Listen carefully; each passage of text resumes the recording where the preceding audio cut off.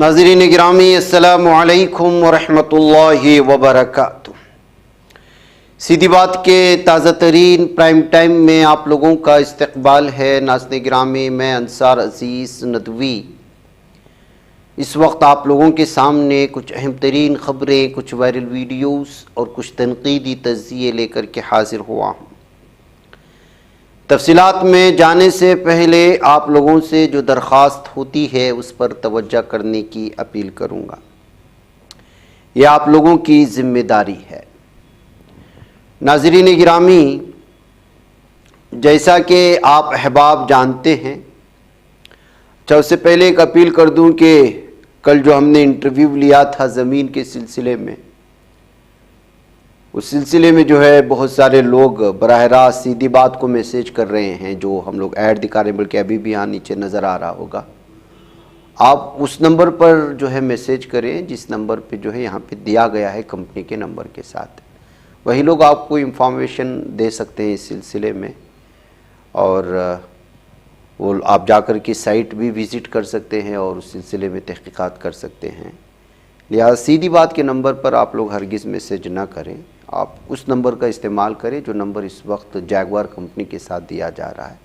बहुत सारे अलग अलग स्कीम वगैरह हैं इन लोगों के, जो लोग जो है मुतवस्सित तबके से ताल्लुक़ रखते हैं अफराद, और एक मुश्त दे कर के ज़मीन ख़रीद नहीं सकते, तो उन्होंने महीना 15,000 इस तरह पेमेंट करके 2 साल या 3 साल के अरसे में रजिस्टर करने का, सेल डीड बनाने का, अलग अलग तरह का उन्होंने बनाया है और अच्छी जगह भी मौजूद है। आप लोग देखिए, तहक़ीक़ कर लें आपकी जानिब से, लेकिन जो नंबर दिया जा रहा है उस नंबर पर आप लोग जो है मैसेज करें, आपको सारी तफसीलात उसी पे मिल जाएंगी। बैर कैफ नाज़रीन गिरामी, आइए अब बात करते हैं।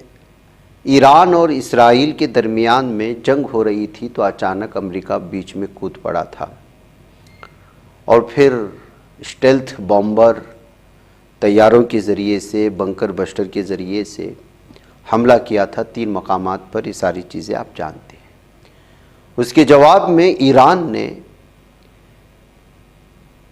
अमेरिका का जो कतर में एयरबेस है, जिसको अल उबैद एयरबेस कहा जाता है, उस पर जवाबी हमला किया।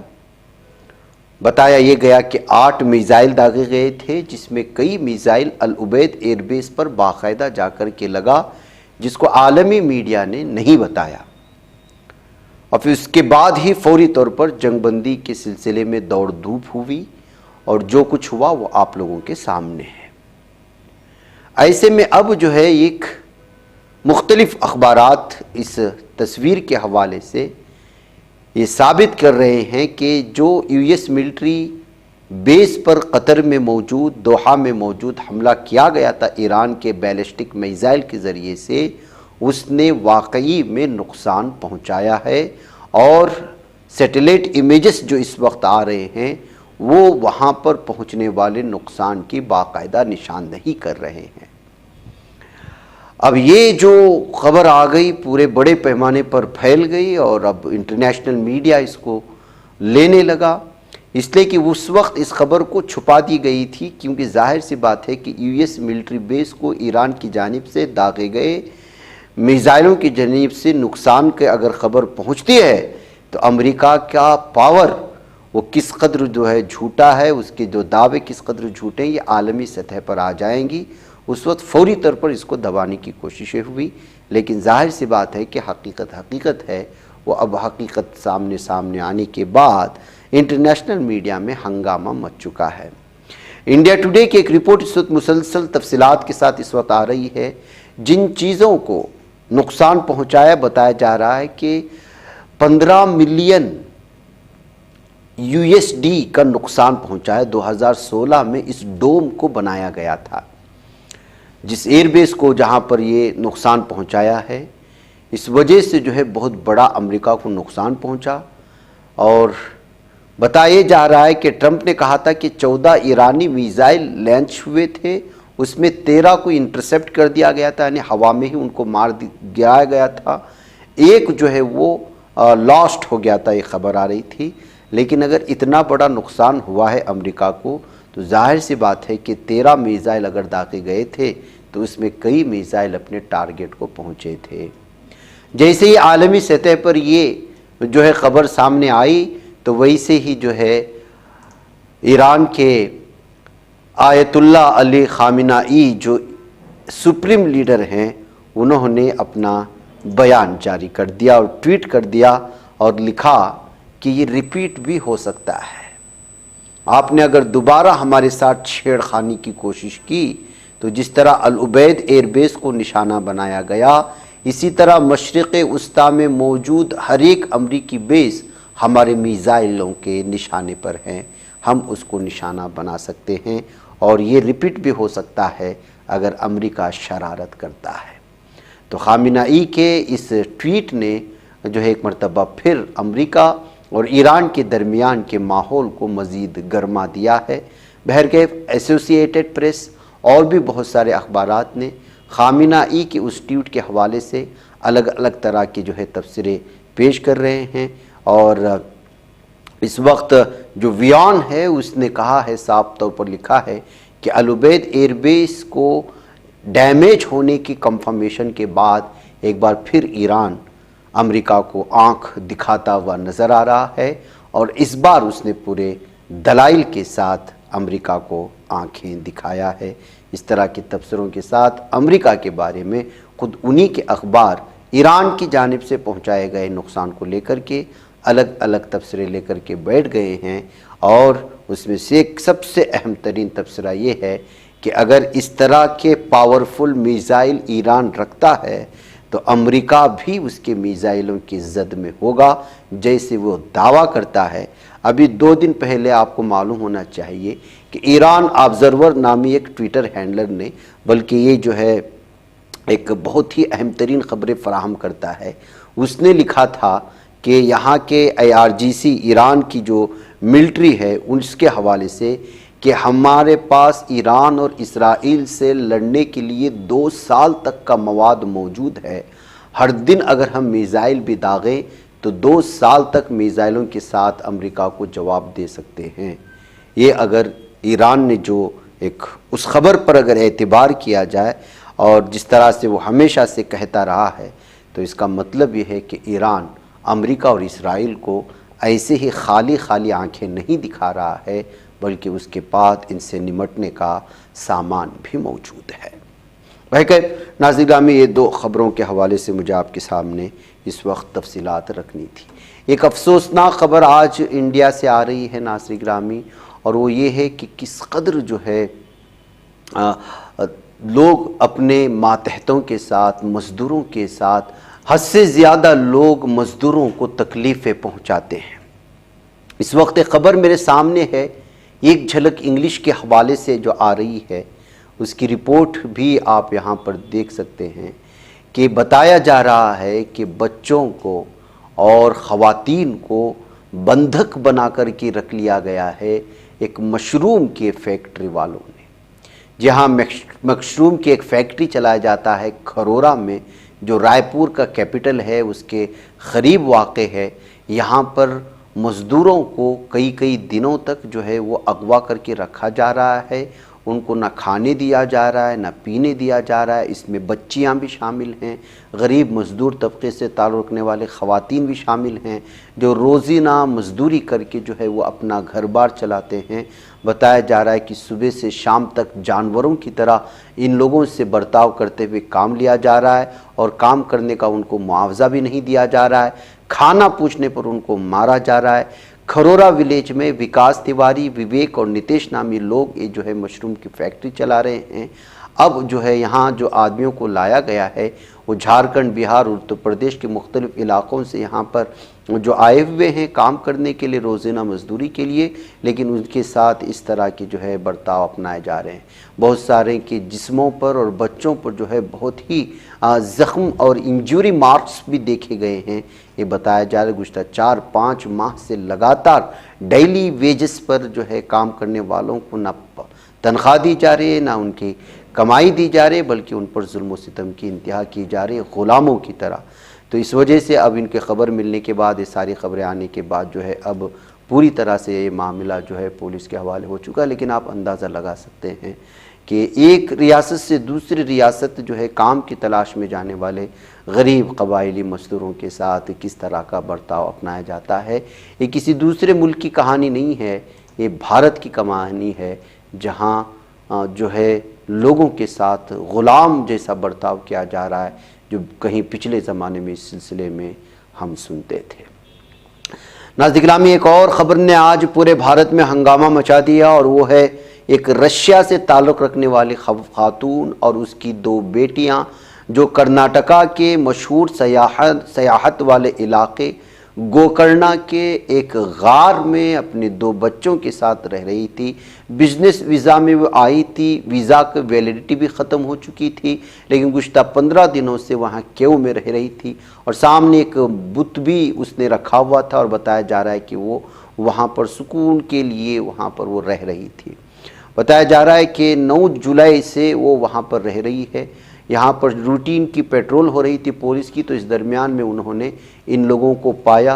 रशिया की खातून थी जिसको जो है नीना कौटीना के नाम से पहचाना गया है। बताया जा रहा है कि उसकी बेटी जो प्रेमा और अमा नामी हैं वो 4 साल की हैं, एक 6 साल की हैं, और इस तरह से एक गार में पूरी तरह से घर का माहौल बना करके, एक स्पिरिचुअल माहौल बना करके एक गार में रहने के इस मंज़र को मुख्तलिफ़ तस्वीर के हवाले से सामने लाई गई हैं। अब ये देखा जा रहा है कि क्या वाकई में वो वीज़ा के गैर क़ानूनी तौर पर होने से बचकर छुप कर की ज़िंदगी गुजार रही थी, या वाकई में वो किसी ख़ास माहौल से मुतासिर हो करके किसी देवी की पूजा करते हुए गार में स्पिरिचुअल जो है सुकून हासिल कर रही थी। ये इस वक्त पुलिस छानबीन का मामला बताया जा रहा है। इस तरह से कर्नाटका के एक इलाके में जो सयाहती इलाका माना जाता है, साहिली समंदर, और यहाँ पर हर साल बहुत बड़ा मेला भी होता है और गर्मी के मौसम में अक्सर यहाँ पर जो है साहिल पर बिलखुसूस बैरून ममालिक से ताल्लुक़ रखने वाले सयाह बड़े पैमाने पर पाए जाते हैं। ये इलाका वही है जहाँ आप जो है उत्तरा कन्नड़ा इसको कह सकते हैं, यहाँ से आपके लिए गोवा बड़ा करीब पड़ता है। कारवार डिस्ट्रिक्ट में आने वाला गोकर्णा ये इलाका सयाहत के लिए बड़ा मशहूर है। वहाँ पर रशिया की इस खातून का मिलना और एक गार में मिलना, अलग अलग तरह की चीज़ें इस वक्त तबसरे सामने आ रहे हैं, कन्नड़ा मीडिया में भी और नेशनल मीडिया में भी। नाज़रीन गिरामी,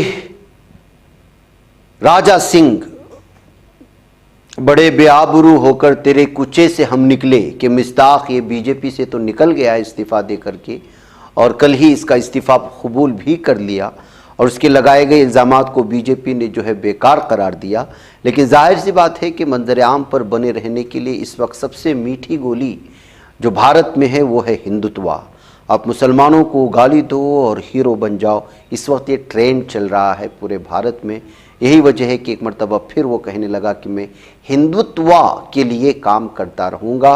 ये कहते हुए सनातन धर्मा को और नेशनलिज्म को जो है वो पूरे इखलास के साथ इसके लिए काम करता रहूँगा, ये कहते हुए गोशा महल का एमएलए गुस्ताख टी राजा सिंह और नफ़रत फैलाने वाले शख्स के इस बयान के सामने आने के बाद लोगों ने जो है अलग अलग तबसरे करने शुरू कर दिए हैं।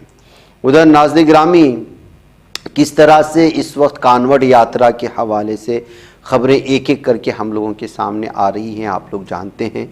कहीं कांवड़ यात्रा वाले मामूली सी गलती को पकड़कर कि पूरा होटल तोड़ देते हैं, बवाल मचाते हैं, तो कहीं कार वालों को मारते हुए नज़र आते हैं, कहीं किसी का दुकान जो है फोड़ते हुए नज़र आते हैं। ऐसे में इन लोगों को भड़का कौन रहा है? और जब आप जो है भड़काने वाले लोगों की तादाद बड़ी हो जाती है तो ये लोग जो अपने भगवान को खुश करने के लिए जा रहे हैं और सुकून की तलाश में जा रहे हैं, या अपनी कोई चीज़ इन लोगों ने मांग लिया है उसको पूरा करने के लिए जा रहे हैं, तो लेकिन इनके अंदर नफ़रत भर करके भेजा जाता है। जैसे सावन का महीना शुरू होती ही कांवड़िए भी सड़कों पर नज़र आने लगते हैं। इस कांवड़ यात्रा के पेश नज़र विश्व हिंदू परिषद ने दिल्ली में खुसूसी मुहिम की शुरुआत कर दी। दिल्ली के दुकानों, खुसूसन शिव भक्तों के रास्ते पर मौजूद दुकानों को सनातनी सर्टिफिकेट बांटना शुरू कर दिया है। वीएचपी की इस पेशकदमी का मकसद सब्जी पर मुश्तमिल खाने की चीज़ें फरोख्त करने वाली दुकानों को सनातनी हिंदू संस्कृति करार देते हुए सर्टिफिकेट देना है। मीडिया रिपोर्ट के मुताबिक वीएचपी की तैयार करदा टीमें रेस्टोरेंट, किराना स्टोर, होटल में फरोख्त हो रहे सामानों, उनकी रसोई में रखी चीज़ों की टेस्टिंग के बाद उन्हें स्टिकर दे रहे हैं। इस स्टिकर पर लिखा है ये बिजनेस एक सनातन हिंदू इदारा से जुड़ा है और सनातन मजहब के तहत ही चलता है। इससे लोगों को दूर से ही पता चल जाएगा कि उस जगह खाना खा रहे हैं उसे सनातनी सर्टिफिकेट हासिल है।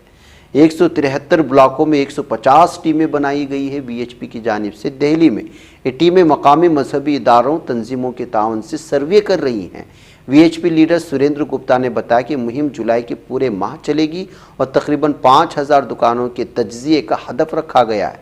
ये भी कहा कि इस पेशकदमी का मकसद दिल्ली से होकर हरियाणा और राजस्थान जाने वाले, गंगा जल ले जाने वाले पाकीज़ा अक़ीदतमंदों के लिए पाकीज़गी बरकरार रखना है।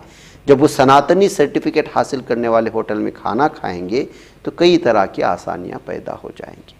वह कहे नाज़िक ग्रामी, ये सारी चीज़ें तो उन लोगों को ख्याल रखना है जो लोग इस रास्ते पर चल रहे हैं, लेकिन दरअसल आजकल का बहाना कुछ भी है। बहाना बनाओ, मुसलमानों को टारगेट पर लो, और यही सब कुछ चल रहा है इस वक्त। तो क्या सूरत हाल है, आप बेहतर अंदाज में इस सिलसिले में फ़ैसला ले सकते हैं। इस वक्त वीएचपी के दिल्ली में इस अमल को अलग अलग तबसरों के साथ जो है लोगों के सामने पेश करने की कोशिशें हो रही हैं। दुश्मनी की इंतहा क्या है? मुसलमान मेजॉरिटी वाले इलाकों में आप लोग सफ़र ना करें, सयाहत के लिए ना जाएं। ये किसने कहा है? शुवेंदु अधिकारी ने। कहाँ किया? अपने बंगाल में। कल उमर अब्दुल्ला आए थे यहाँ पर बंगाल में और उन्होंने एक प्रेस कॉन्फ्रेंस किया, ममता बनर्जी से मिला, लोगों से अपील की कि कश्मीर जो है वो जन्नत है और कश्मीर में आप आएँ, सयाहत को बढ़ाएं। तो बीजेपी के लीडर को लग गई मिर्च और उसने जो है कह दिया कि जहां मुसलमान अक्सरियत में रहते हैं, हिंदू वहां ना जाएं। बीजेपी कहती है कि हमने 370 आर्टिकल को हटा करके सयाहों के लिए पूरी तरह से आसानियां पैदा कर दी और भी बहुत सारी चीज़ें उसको यहाँ से आज़ाद करके कश्मीर में सारे भारतीयों के लिए आसानियाँ पैदा कर दी। लेकिन उन्हीं के बीजेपी का एक लीडर खुल्लम खुल्ला बयान देता है कि मुस्लिम अक्सरियती वाले इलाकों में आप हरगिज़ ना जाएं। तो आप अंदाज़ा लगा सकते हैं कि एक ही भारत में किस तरह दो मुख्तलिफ़ किस्म के लोग रहते हैं और जहनीत रहती है, या एक ही पार्टी में लोग किस तरह से अलग अलग तरह की जो है जहनीत रखते हैं और नफ़रतों को बांटते हैं। उधर नाज़िक में आज फिर से पटना हवाई अड्डे को बम से उड़ाने की धमकी मिली। चप्पे चप्पे से आज तलाशी भी हुई, सिक्योरिटी एजेंसियां भी अलर्ट हो गई हैं। आजकल झूठी बम के जो है धमकियां देना ऐसा मामूल हो गया है कि हर तीसरे दिन किसी ना किसी को जो है वो बम की धमकियां मिलती हैं। अभी 2 दिन पहले, अभी कल की शाम की बात है, आपको मालूम होना चाहिए, रियासत कर्नाटक के भटकल शहर में पुलिस थाने को कुछ ही वक्फे के साथ 2 मेल मिले थे और कहा था कि भटकल में 2 बड़े धमाके बन कराए जाएंगे। बाद में देखा तो ये खबर झूठी निकली, अफवाहें। तो ये इस वक्त जो है मेल का इस्तेमाल करते हुए अलग अलग एतबार से लोगों को परेशान करना अब लोगों की मामूली सी बात हो चुकी है, आम सी बात हो चुकी है, ये कहा जा सकता है। बहकाए नाज़िक गिरामी, कुछ खबरें रह गई आपसे जो है आज की बात ख़ास बात में ज़रूर ली जाएंगी। मुझे इजाज़त दें। अस्सलामु अलैकुम वरहमतुल्लाहि वबरकातुहू। बच पाता है कोई सहाफ़ी की निगाहों से, मिलाता है ये लोगों को मोहब्बत की पनाहों से। करम और दर्द मंदी का है एक संसार सीधी बात। अज़ीमत जुर्अतो हिम्मत का है इज़हार सीधी बात। अज़ीमत जुर्अतो हिम्मत का है इज़हार सीधी बात। ये चैनल हक निगर बनकर कुचल देता है फितनों को।